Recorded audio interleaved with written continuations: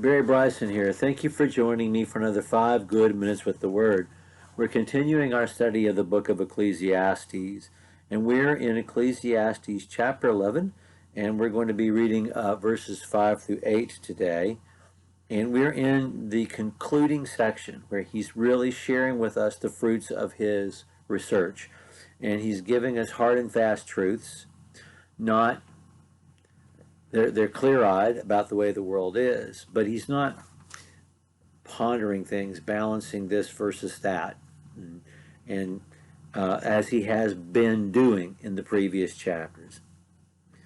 And last time he encouraged us to take the blessings that we have been given and to share those blessings, because the world is as it is, and we never know what disaster is going to befall us, and therefore enjoy the gifts you have and share them with those around you and those who are in need. That's the best thing you can do.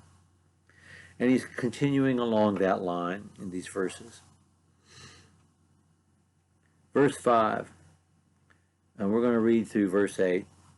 As you do not know the way, the Spirit comes to the bones in the womb of a woman with child, so you do not know the work of God who makes everything.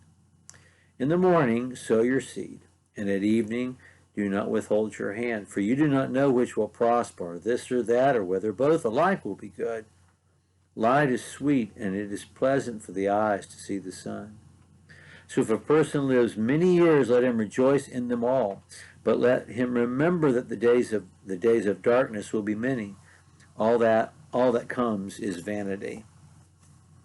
He hasn't let eternity in yet, and he's making hard and fast conclusions, true conclusions based upon his research and his experiences, but he hasn't let eternity in yet.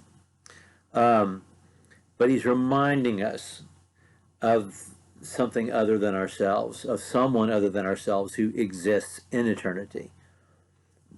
Last time he said, you don't know, you can't affect nature as it is. Things are what they are. You don't know what disaster is going to come.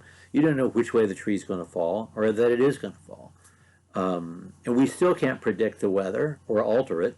We can predict it with more certainty than we could 20 years ago. But long patterns always elude us. And sometimes, even the daily prediction is absolutely wrong. Today, he says, you know what else you don't know? You don't know God. And you don't know how he works. And you don't know the good things he's going to bring. He's completely other. You cannot master the knowledge about God. And he uses this example, and it harkens back to what Solomon's father wrote in Psalm 139, and it looks forward to how he is going to conclude the book of Ecclesiastes. You do not know the way the Spirit comes into the bones in the womb. David says in Psalm 139, you fashioned me together when I was in my mother's womb. You knit those bones together when I was being formed. And Solomon is going to say at the end, in chapter 12, that when we die, our spirit returns unto God who gave it. And so the Spirit in us, we have in us from God. And the bones that are being formed together to make a human being in the womb are being knitted together by God. And we don't understand any of this process. We know that it happens. We know that cells divide.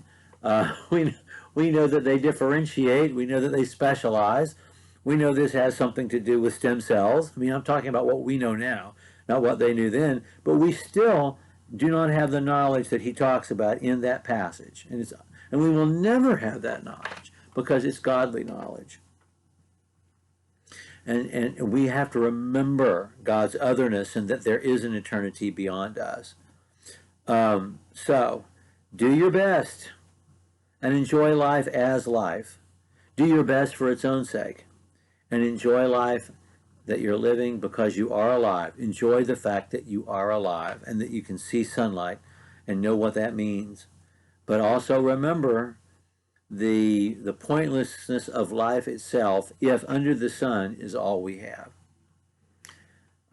Another huge life lesson for us to learn, and it is so clearly and concisely communicated to us here in Ecclesiastes. Well, thank you for joining me for yet another 5 good minutes with the Word. I've kept it under 6 minutes today. And we'll pick up with verse 9 next time. Thank you for joining me.